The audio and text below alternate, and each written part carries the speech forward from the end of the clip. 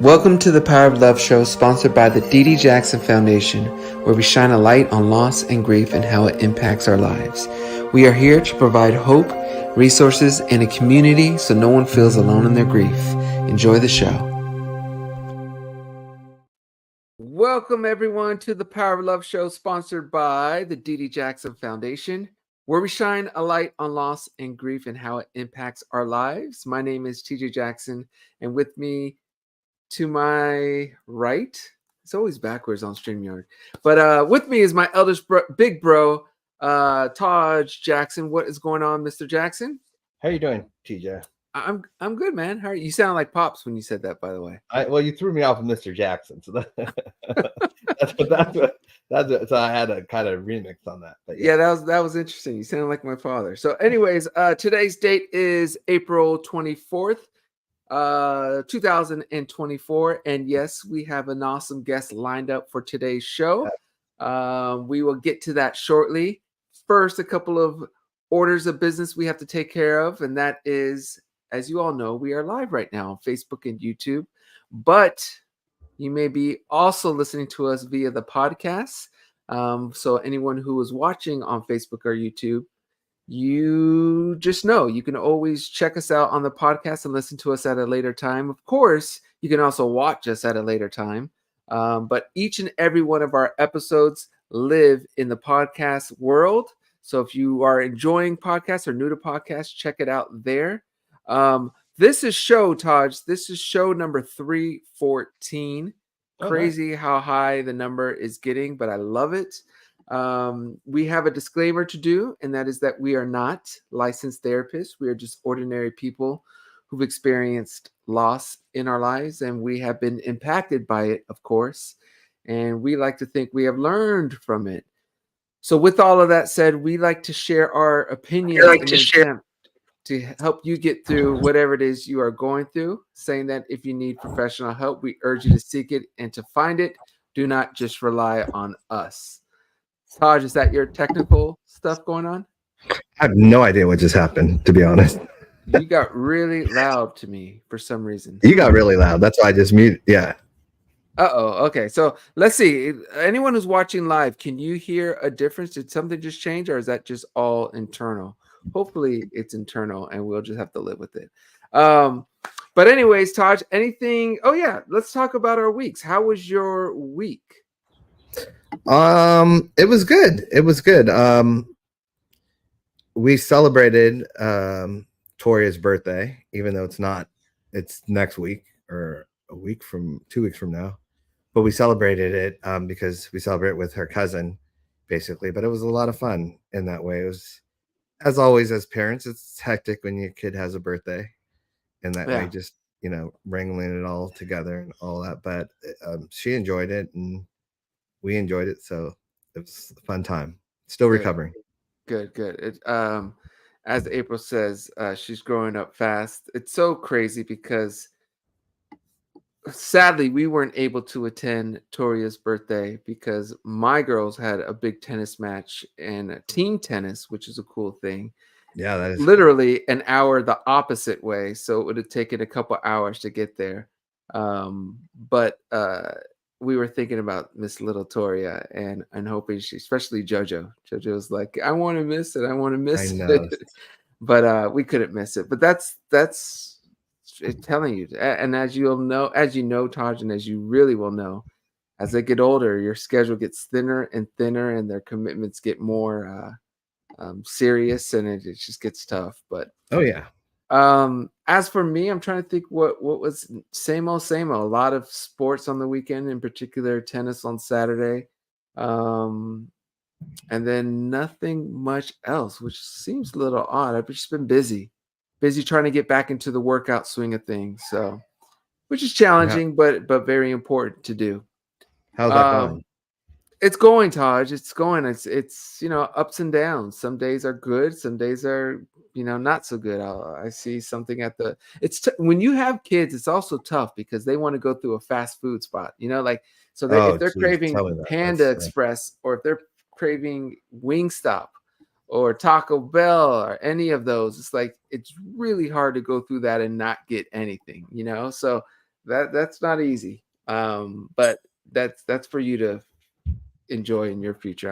I'm hoping that, I'll Yeah. figure it out at some point, but I don't know. Yeah, exactly, Carol. In and out too. Whew. But anyways, Taj, Real quick, yes. I know we just talked about technical difficulties. I'm just going to restart my Chrome. So you keep doing you, and Okay. you're going to see.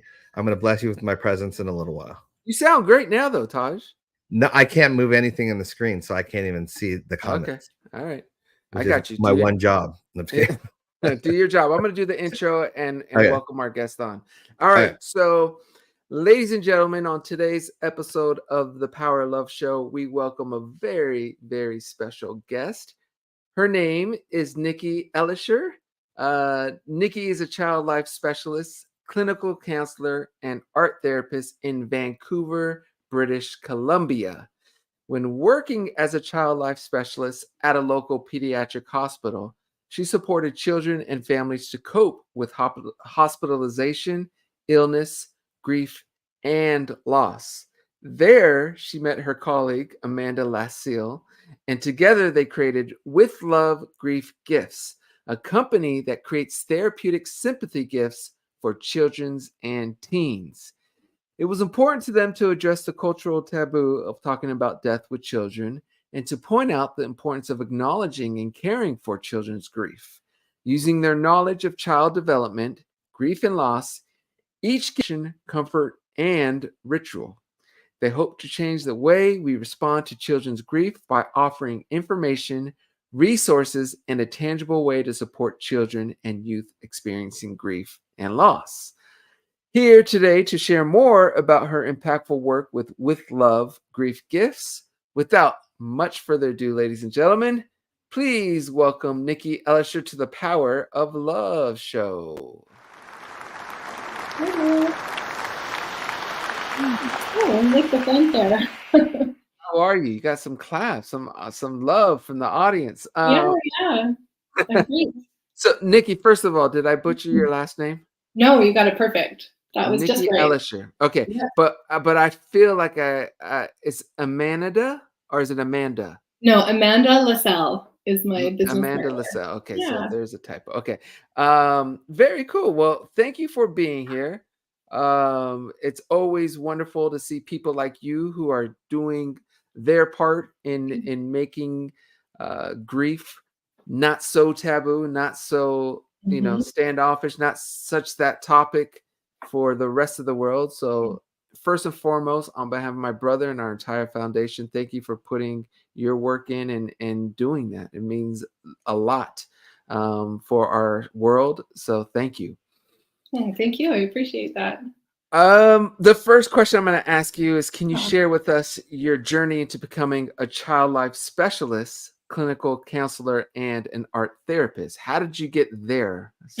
Sure. Well, I always wanted to work with kids in a kind of supportive, healing kind of environment.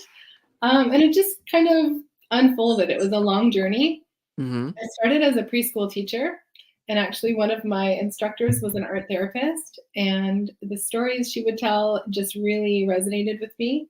And I just thought for sure that that was something I was going to do later on. And when I learned about the field of child life, it really drew me in as well. Supporting kids with medical needs is so important and so useful. And I just really loved learning about it. And so I became a child life specialist. And that's where I met Amanda. Hello. And then after having like 3 kids of my own, I was like, now I want to be an art therapist. So I did that as well. Nice. I'm going through this really quickly. This was like a 20-year span. No, take your time. You're doing well. But yeah, now I do a little bit of art therapy, a little bit of child life, and this business with Amanda. So it's been great. I want to ask you a quick question about art therapy, because we do music therapy, and we are musicians, come from obviously a musical family, and we believe in the power of music. I just, since we don't have so many art therapists or people who have experienced art therapy or done art therapy in our on the Power of Love show, I want to ask you, what is it about art therapy that like, what would you say is the power of art therapy to someone who's never experienced it, doesn't know much about it? What does the role that art can play in therapy? Art is incredible. I mean, as you know, with music therapy, I love that the Jackson, Foundation supports music therapy. It's the same principle, right? Even just that, even just the power of creation, right? Creating something is almost like the antidote to being stuck, you know, feeling shame, being uncertain of what to do next. So I find with art therapy, same thing, making a mark, throwing around some paint, using your hands to mold clay, like that power of creation just helps us move emotions so that we gain insight and like develop new ways of thinking of things.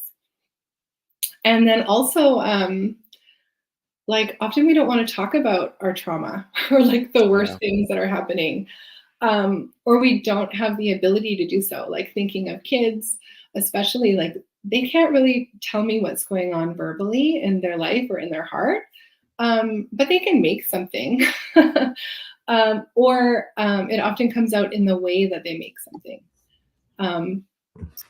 But in any case, like in the making comes the therapy, and then we use whatever is made to kind of, what's another way of saying that? We can manipulate whatever is made, and it will help us like change the way we relate to it in person as well. Like if we make something big and okay, all of a sudden like something's coming up, that's a trauma. We can, you know, cut things out, sew things together, crunch it up, put some of it away. We can move it. And the other part of that, as with music therapy, is you have agency, you have control. And that's a big part of the therapy. Also, so much of the time we identify with our feelings and our past experiences. We keep them so close. We think they're part of us. We think they are us. But when we put them on a page, we can see that they're separate. And oh, that's what it looks like. It's big, it's black, it's messy. Oh, that's not me after all. Like it's actually there now. And so you can witness the thing you've created, and also an art therapist can witness it, which is also therapeutic. So I could talk about this for hours. It's fascinating. And I love it because that is what we notice too with the music therapy we do. That music, it's an unintimidating way to let your emotions out. It could be done on your terms, in the way you see fit, and oftentimes, especially since we do it with, you know, our therapy mostly with children, it's in a way where they don't even realize they're getting that emotional out, and it's so crucial. I think oftentimes a lot of people may think of therapy having to be where we have to pull words out of them or pull emotions out of them, but when you do art or music therapy, it allows it to just come in a very natural and safe way for the kids. So I love that. Exactly. Absolutely love it. Okay. A couple of more questions I have for you. You're also a child life specialist. So can you describe your role as a child life specialist? And that was at a pediatric hospital, right? Yeah. So yes, what was your role, and what are some of the key challenges or rewards aspects of that role? Yeah, child life specialists work in hospitals, usually with children. I worked on an inpatient floor with Amanda, actually, that's how we met. And so we were working with a lot of children with chronic illnesses, long-term illnesses, kids who are in the hospital quite frequently. And it was really rewarding. We helped them to cope with being in the hospital. So preparing them for procedures with like developmentally appropriate language,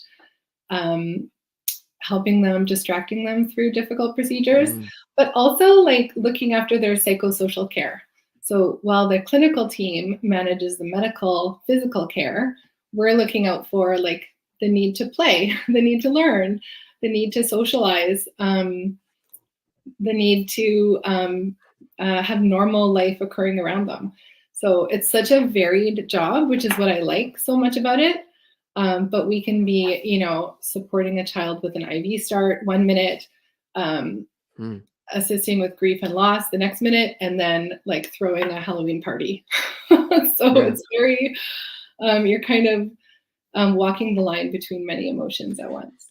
You just said you met Amanda at doing your child specialist work. Mhm. How did you guys go from working, in your case, at the hospital, to deciding to do your own thing and create With Love Grief Gifts? Yeah, it was a really interesting time. Right before COVID, we actually developed like an art-based therapeutic support group for siblings of kids with high medical needs. So we both have kind of a soft spot for siblings.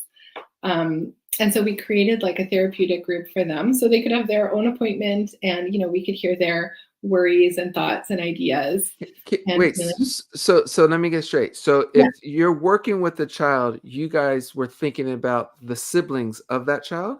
for sure. That's so cool. we yeah, we care for the whole family. So like whoever needs support with coping, that's where we kind of put our attention. Oftentimes parents come into the hospital and they have their own triggers related to medical trauma. So actually, sometimes we focus on them and help them to feel safe, or get them the resources that they need to be present for their child. Or we can be the stand-in. So like if Yeah. a child is having a surgery and they need to go under anesthesia, but parent is too activated to be in the room, or because of their own trauma, then we can be that stand-in, be that kind of solid, grounded support for that child while they go under. So the role is so varied, like I Mhm. said, and it's like whatever is needed in the moment.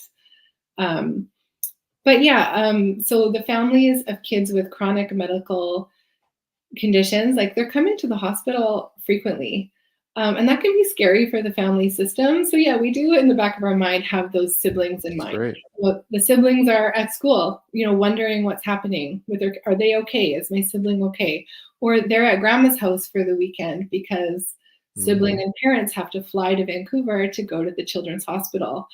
mhm. So there's always someone left behind. So we always kind of have an eye out for them too. So we developed this program, and it was really fun. Lots of therapeutic art, and then COVID started, and it stopped our group. Mm. Yeah, and so then we just started brainstorming. How do we give therapeutic support to kids when the access is so limited? And we decided to put it in a little box. And we created these sympathy gifts for kids that are therapeutic in nature. I just pulled up Cool. an image, so if anyone's watching on Facebook or YouTube, you could see what Nikki is talking about with the box and the little gifts. I love it. I think it's very sweet, and I think it's meeting people in their own space, which I think is an important thing, especially for kids. So I love what you're doing. Now, you obviously have to discuss some serious topics. Sometimes it could be, everything from, serious illness, to even death with children. Mhm. Why is it important to acknowledge and first of all, understand and respect the fact that kids can grieve? Because I not 100% certain on this, but I could strongly assume that there was a time when kids' grief was kind of ignored, and not really, thought about. But why was it important to you to focus in Mhm. on caring for the kids and their grieving process? I think we just noticed in our personal lives and our professional lives that people were uncomfortable with grief. I don't think talking about grief is as common as we want it to be with Mm. kids. Um, People are uncomfortable. It brings up their own grief. They're afraid of making children feel sad, um, and they don't want to rock the boat. Um, Yeah, and I feel like children grieve differently than adults. Like adults, we can kind of sit in grief for long periods of time, whereas kids jump in and out. Like jumping in a puddle is like the usual analogy, where they can, be with their emotions for a short time. They can talk about loss for a short time, and then, oh, I'm going to go play with my friend. Like, I'm done. And it can be quite abrupt. But when adults see kids playing and happy and being with friends, they're like, oh, I don't want to rock the boat. I don't want to make them sad. And it's like, no, loss is sad. Death is sad. Like, we need to talk about it. We need to be with it. We need to help them move their emotions. So we were just, I think though, because we were the ones like working in healthcare and working with grief, we were kind of the go-to for our friends and family and acquaintances. Like, we'd always get stopped on the school playground or the soccer field, like, so-and-so just, lost someone in their class, or, something's, there's been a loss on the team or whatever. And people would share with us, like, I don't know what to do. Should I do something? Like, I don't really know the family. And I think we get caught up in our own stories of, like, we might say the wrong thing, or we might do the wrong thing, or we're not close enough. And then we don't do anything. And then the child is kind of left behind. Like, even if we send flowers or cards or a meal to the parent, there's often not a lot of acknowledgement that happens for the child. Did you find that in your experience? Like, did someone say or do anything that acknowledged? We were a little different because we were a little older, I think, as teens, and so we got, I think, our family and friends did the best they could, especially in the times.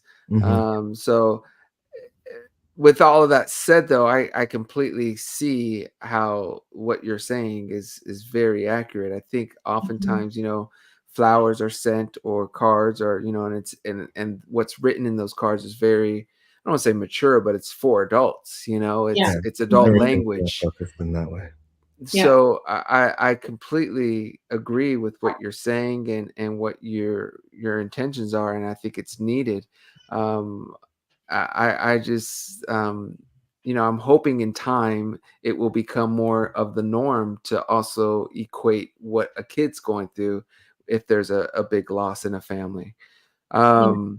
So I think you said it best though, Nicki, when most adults don't want to ruin that kid's joy or whatever in that way at the moment, or they think it's too heavy for a kid. But as you know, and you were saying, like, kids can handle a lot in that way, and they want to get that out as well. And I commend you for doing what you're doing, because it's not only much needed. I always hesitate because I don't know if I would have the strength to do what you do in that way. That's why I always like in awe with our guests sometimes, because there's certain things that I know I just wouldn't have the strength for in that way. And so people like you that are with kids and helping those kids through those journeys, and their siblings and parents and whoever else is needed, it's a lot of strength. So I just commend you for it. I want to talk more about the gifts, but I want one generic kind of answer, not a generic answer, an answer to a very generic question. That's what I would say. And I'm going to ask two questions, and you could pick which one to go off of. What do we get wrong about children? When I say we, just the general public get wrong about childhood or child grief. And then what advice, this is the second question, answer either one. What advice would you give to someone who doesn't know how to handle children's grief? Okay, like from a parent's perspective, you mean? Parent, uncle, aunt, teacher, anyone. If we know a child just went through a serious grief, what would you advise us? What should we do? The answer to that is to connect, to make that connection. And it can look like a million different things, right? It can look like a text message. Hey, I'm thinking of you. Or, I just remembered this story about your mom and just wanted to share it with you, right? I think it was Dr. Becky Kennedy. I don't know. She's a psychologist. She works in parenting.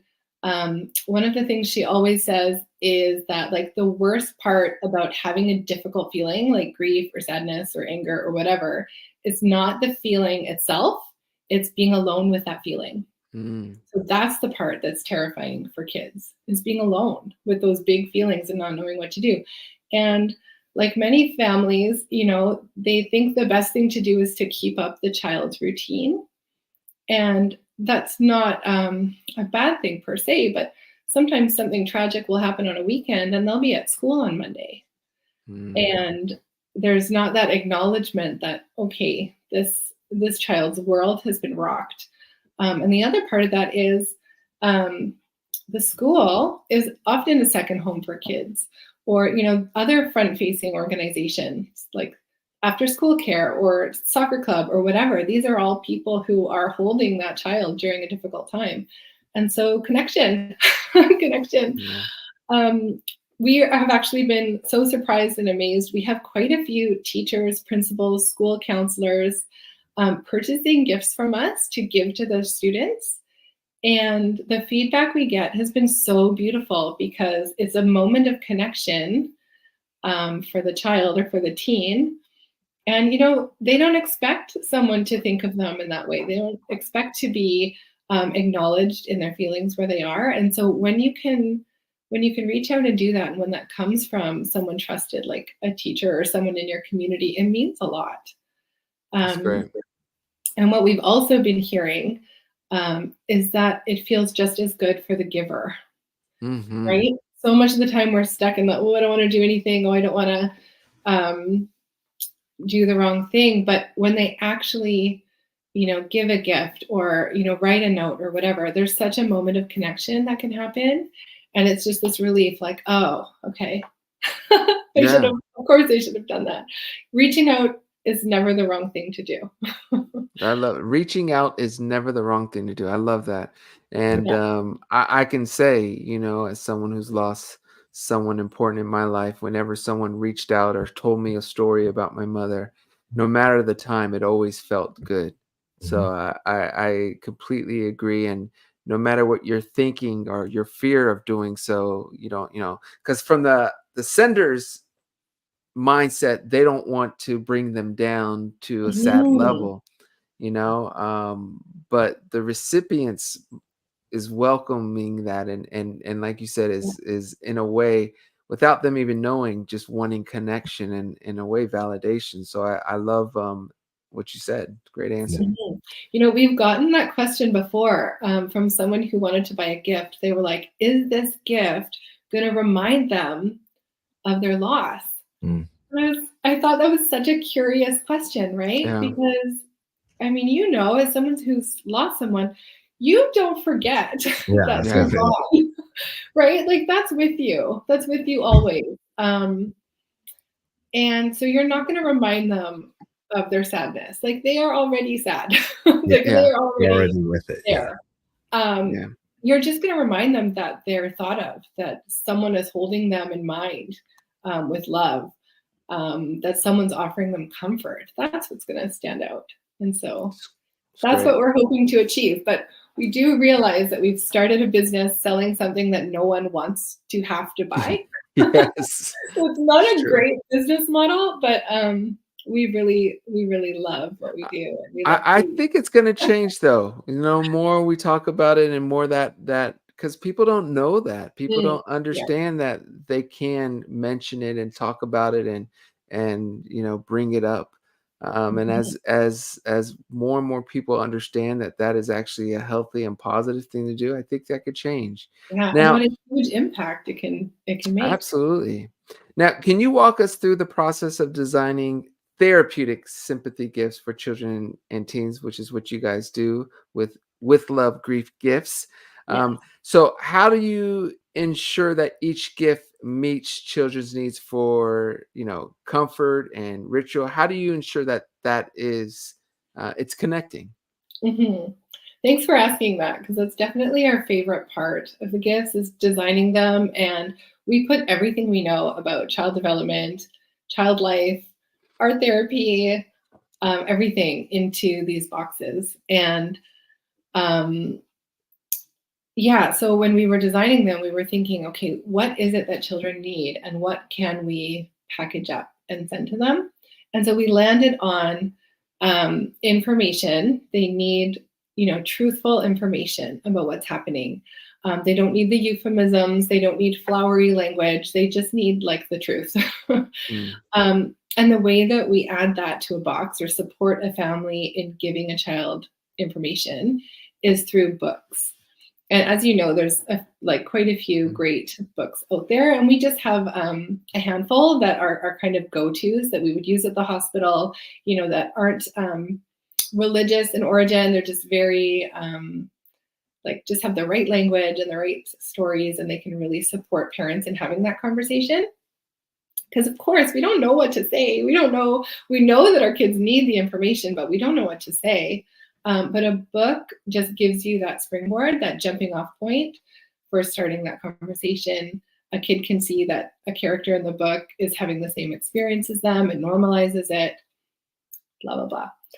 The second part is the comfort. There's always a comfort item in our books, our boxes. And those are the things that have to do with our 5 senses that help to ground us, ground our nervous system, bring us to a place of calm. So things that we can, see, smell, hear, touch, taste. I don't know. Did I get all of them? Yep. But we have heavy comfort blankets. We have pocket stones are probably a most popular item, just like a heart stone that you can put in your pocket that you can hold on to when you're feeling, like you're having a hard time. And that's literally like a $5 way to support someone. Not that I want to monetize this, but I just want to show you how easy it is to send an impactful token of care. And so those are our comfort gifts. And then we always have a therapeutic art activity as well. And as you know, the art, making art, is the process of moving the emotions. So even beyond what it is that they make, doing the project is holding space for that grief. And so that's the therapeutic part of it. And we've made each activity familiar and accessible to kids. It's nothing crazy. It's not something that they even need an adult to help them with. We've made it so that when a receiver receives it, they're able to open it and do it themselves. That's great. We're also really trauma informed. We're not going to take for granted that every child has a safe person to walk them through an art activity. That's just not the case sometimes. Yeah. So all of our activities are able to be opened and done by the child by themselves, if that's the case. But of course, we always want to invite in another person to witness that process with them too, whether it's a babysitter or aunt or uncle or neighbor or friend. So the other thing about these therapeutic art activities is they also become a keepsake. So for instance, we have a scrapbook with prompts for kind of what to do on each page, or a memory box to keep special keepsakes, ornaments, that kind of thing, so that they also become a treasured memory keeper for that child. Almost like a time capsule too, because if you lose an important person when you're 7, making a scrapbook with the silly phrase they used to say, or that name that they called you, or their favorite recipe, or the fact that they cooked beautiful Sunday dinners or only ever made burnt toast. These are all little memories that a 7-year-old mind has, and they can be kept in this little scrapbook. And I can only think that over time that would be more and more precious.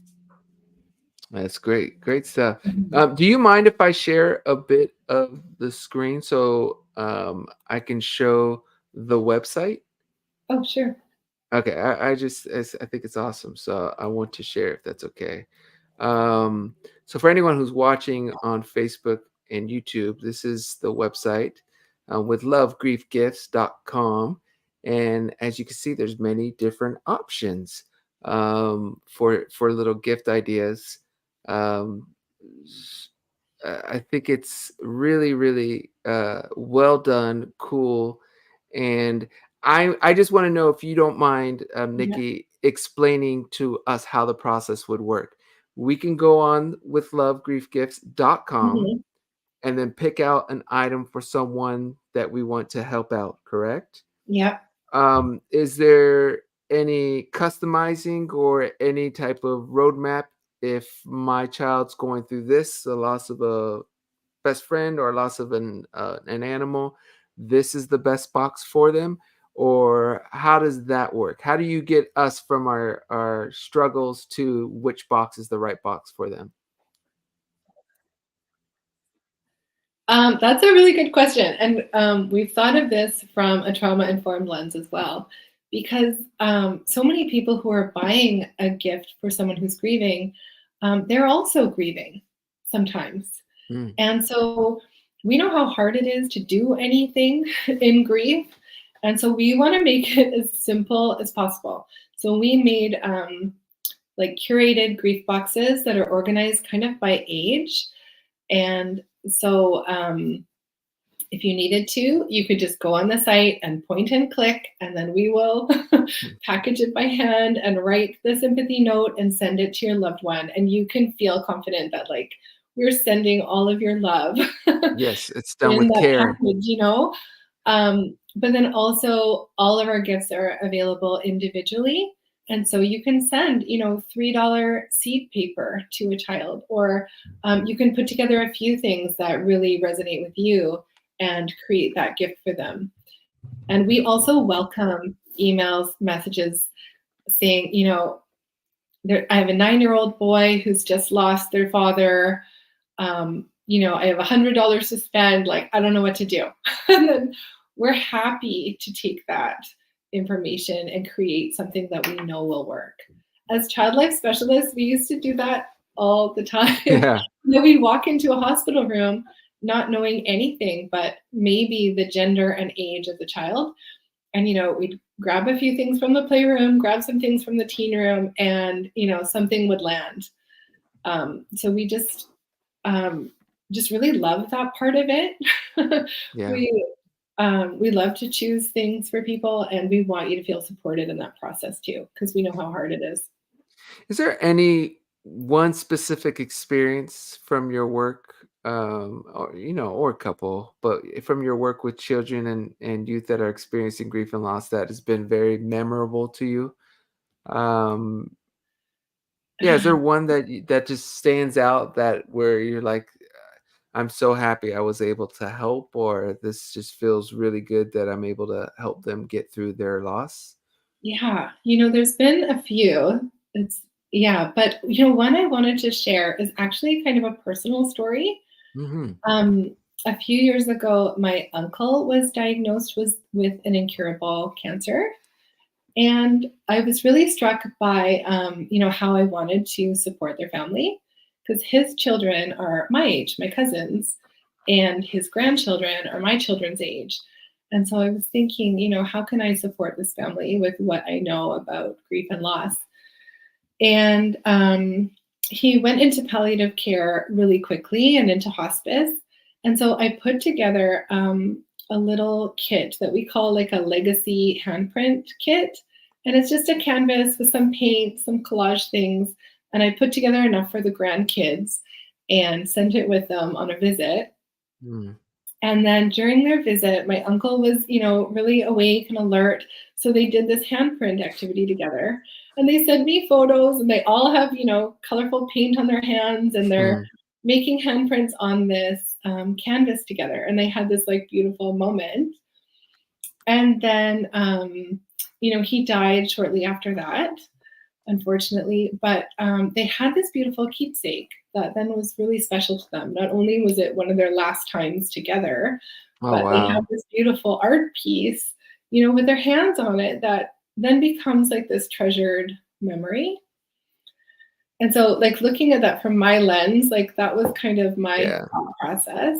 But I was talking about it later with a friend who's a death doula, and she was telling me how often when someone is in hospice or palliative care, they they come to terms with dying, usually quicker than their loved ones. right? Because as loved ones, we Right. always hold out hope, like Yeah. they're going to be okay, right? And so that can sometimes be not uncomfortable, but sometimes they become the person who's then consoling. The love Wow. holding space for that loss becomes hard. Yeah. And she was explaining to me that being able to make art together in that space acknowledges the death that's about to occur, Mm. right? And we don't have to talk about it, and we're not, being sad about it, but it's there in the room. And her perspective on that, offering comfort and peace, was just something I hadn't considered before. And I just thought that Yeah. was so It, it incredible. it makes sense though. I mean, everything you said makes complete sense when you Mhm. actually think about it. But in the time, no one's really thinking about it. Yeah, yeah. Um, but I love the story because what it does is those kids, it gives them, if they can make something with their loved one before they pass, it gives them something to hold on to for life that can remind Yeah. them and bring them back to a lovely moment. So it's awesome. Yeah, very special. Mhm. Very, very, very cool. Okay, and then I'm gonna ask one more question. Then we're gonna finalize the episode. But I have one more question for you. Okay. Um, how do you believe society? I've already asked for a random person what advice you give, but how do Yeah. you believe society can better support children and teens who are dealing with grief and loss, either personally or on a broader scale, or both? But what can our society do Mhm. as a whole? What would you like to see changed, or what would you suggest our society do? That's such a hard question. I know. But yeah, I think on the whole, acknowledging that it's a normal part of life, Hmm. that is kind of a sacred part of life, right? Birth and death, these are mysteries that, are common and normal in our lives, and um, we don't acknowledge them. So Mm, I think that's a big thing that I want people to know.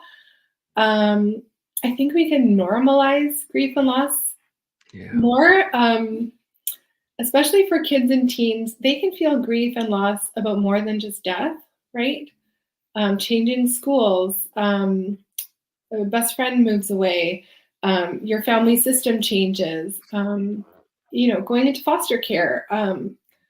There are so many episodes or experiences of grief and loss, and each one needs to be acknowledged, needs to be supported, needs to be expressed. Um, I Yeah, think I, that, I would. I wish our schools had we have mandatory chemistry classes and stuff like that. yeah, I wish we had a semester of grief and loss and how to, so we can learn how to deal with it. yeah, It's a really important concept. We always talk about how the winners always get celebrated. There's Super Bowl commercials for the right, winners, and the losers are just there, just right, the sulk in their misery. And I think we as a society need to teach ourselves how we can get better at dealing with loss. And like yeah. you said, it could be Amanda, any type of loss. It doesn't Yeah. just have yeah, to be the loss of a loved one. It could be loss of a home, or loss of a relationship, or whatever. So exactly. I would like to think one day that would be the case, but unfortunately we're just Mhm. not there yet. Yeah. But hopefully Yeah. one day. Yeah. Normalize it, as you said. Yeah. Yeah, Yeah, it's important. Amanda and I often talk about how grief support needs to be where the children are. And I definitely think school is a really good place for it because, sometimes families have access to grief and loss support, but not everyone. And so to make that access available to the ones who need it, it needs to be where they are. Yeah. Yeah, I definitely agree. All right. So, Nikki, we have one final question we always ask our guests, Mhm. and that is there anything you want to share with the community? And it can or cannot be on topic. That is completely up to you. But is there anything you want to leave our listeners and viewers with? If so, please begin to share with us now. All right. I definitely think that message of it's never too little, it's never too late is one that I just really want to emphasize. Mm, Um, I know. I just wanted to give an example. Actually, I had there was someone who contacted us who's who was it? It was their children's babysitter had lost their mom a year ago. And I guess they hadn't acknowledged it with them.